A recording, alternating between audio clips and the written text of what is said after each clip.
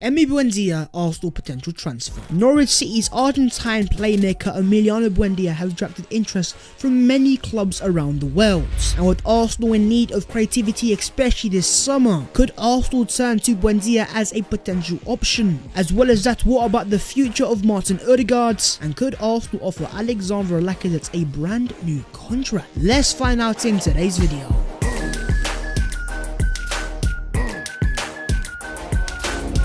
Yo, what is going on, guys? My name is Basiltine and welcome back to your boys channel. The question that I'm going to ask you guys down below in the comments is, would you take Buendia at the Arsenal? Do you think he's the right signing, the right profile? Let's discuss down below and let's get into this video. Right, first things first, let's get straight into it. Buendia's Arsenal potential transfer. Essentially, Norwich City's sporting director, who has been speaking to the media, has given some very interesting quotes. With Stu Webber saying, "I'm not sure it's inevitable losing Aaron, Buendia and Cantwell. It's definitely possible though. If a big club comes in for one of those players, we have to be respectful to the player." That's exactly what you kind of want to hear. Look, the club is never going to come out and say, look, Buendia is for sale, because the moment they do that, that depreciates the value of Buendia as a player, and Norwich of course can't ask for as much money. But what the sporting director is saying is, if Arsenal make a nice little offer to Norwich, it will be hard for them to say no, especially if the player wants to come to the Emirates. Webber then also did say though, a player will only be ever sold on our terms.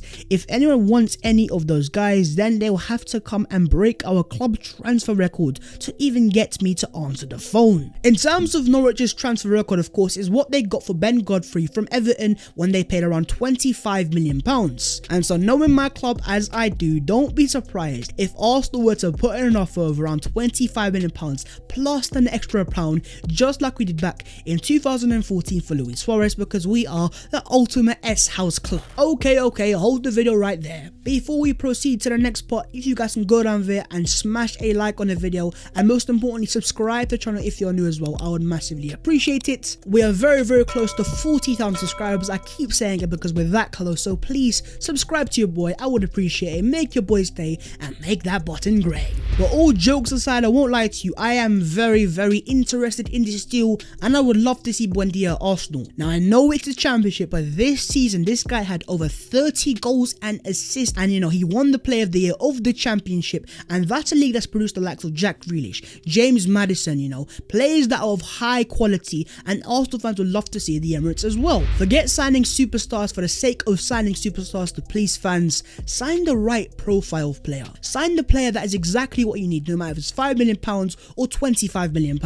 Here is a report from a month ago where sources have revealed to Football League World that Buendia remains on Arsenal's radar, and the North London club may move to sign him this summer, even if Ødegaard returns on loan. So again, that's promising reports that Arsenal may hold an interest again in Buendia. Of course, we wanted to sign him back in January, but he was just a bit too expensive at the time. And going back to January itself, the reliable Chris Wheatley did confirm that Buendia wanted to come to Arsenal. But now that they are back in the EPL, the Premier League, then I could see Norwich doing the business with Arsenal. I won't lie about that. But what has the Arsenal goats, the AFC Bell, been saying? The circle near Buendia tells Arsenal has not made any move or talk to the camp, as the last round of informal dialogue between the parties goes back last December. Those close to the player say there is no hints or signals from London club until now to ignite their interest. And so AFC Bell saying that Arsenal, you could like the player, but they've not spoken to him since December, so it's been a long time. And you know what, Arsenal, if you're serious about this transfer, let's get in talks,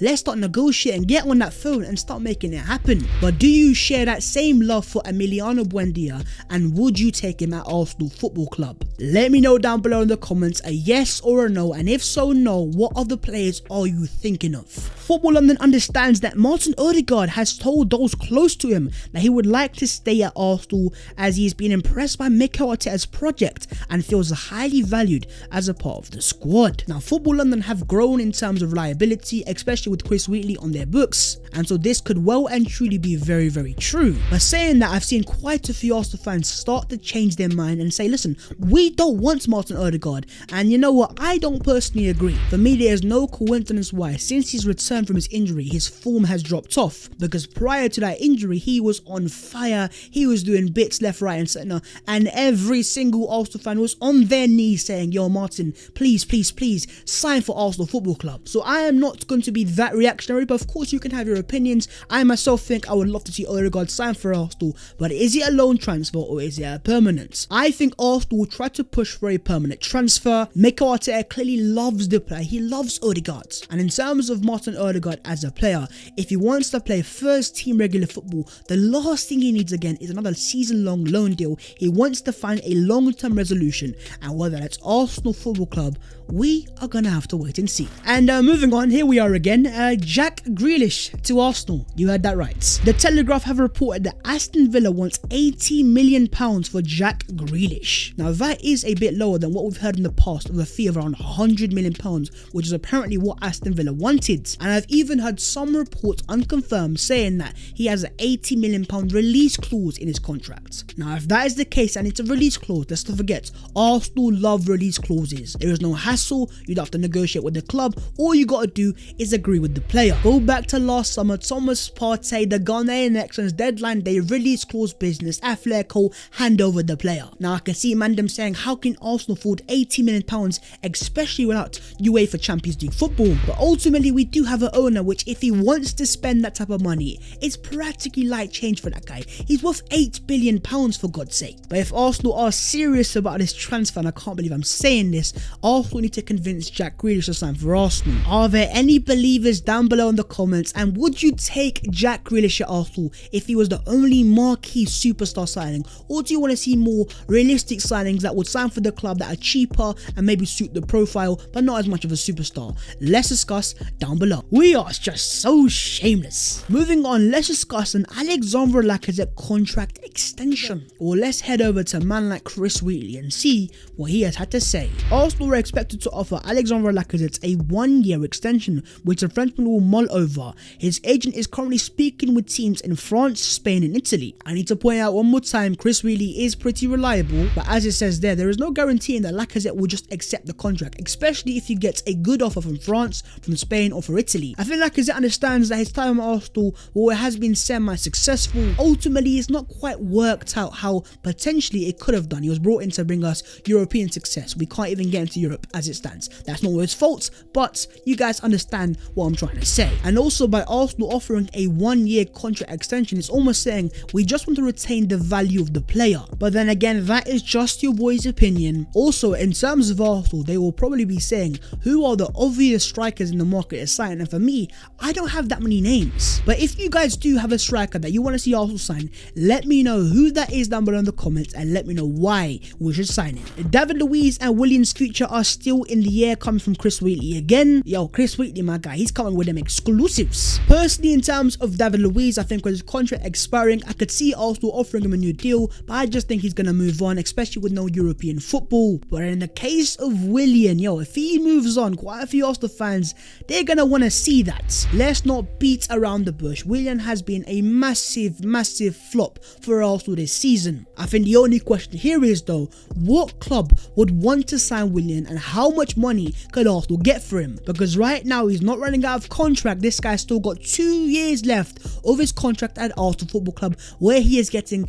a very healthy wage as well. But yeah, if there are any owners of clubs watching these videos, if you want a world-class Brazilian international Premier League winning winger, then Willian's your man. Take him away free of charge, he's all yours. But in terms of David Luiz, would you offer him a contract extension or let him go on that free? And finally lads, let's get into the other Arsenal news today. First things first, there have been leaked images of Arsenal's new away kit going in for the next season. And as you can see, here is the image of Gabriel Martinelli and Gabriel Magalhaes in the Arsenal away kit for 2021-2022. In terms of my thoughts on that kit, I think, look, it's a nice kit, you know, and it's pretty simple. I like it. It's, you know, to the point as well. And look, let's get it straight. Adidas are always on point when it comes to making new kits, and they know what they are doing. If only our players on the pitch were as good as Adidas when it comes to making Arsenal kits, we would be fighting for the Premier League title. But yeah, let me know your own thoughts on that kit down below in the comments, and yeah, are you for it, are you against it, and Rate it out of 10, 10 being good and 1 being get in the bin. Arsenal in the Premier League since Boxing Day, 41 points, the third most behind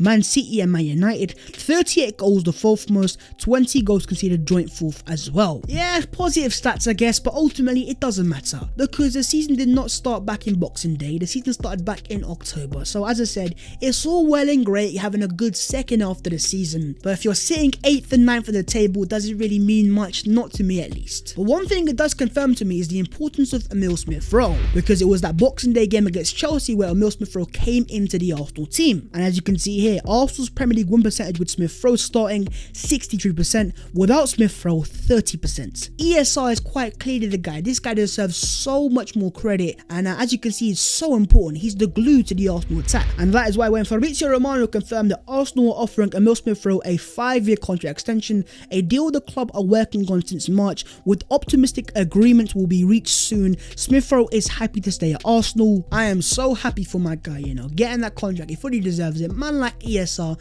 my star boy, my number 10, well, my number 32, but could he be a number 10? I don't know. Let me know your thoughts down below in the comments. But once we get Smith-Rowe locked into that new contract, the question for Arsenal is who's going to be that next number 10 to play alongside him? Is it Ødegaard? Is it Jack Grealish? Is it Buendia? Let me know your thoughts down below in the comments. So much to discuss as always. But that is the video there and there. If you have enjoyed, make sure to smash a like on it, and also don't forget to subscribe to your boy if you're new. Don't be slacking, make that button grey. It's free of charge, it's quick, and make your boy's day. If you would like to follow your boy on the social media, the links will be down below in the description, so there you guys go. But that was the latest Arsenal news today. I hope you have enjoyed as always, and yeah, in terms of Arsenal now, Transfers FC, we might as well call this Transfers FC because that's what we're talking about. I will see you guys soon in a bit.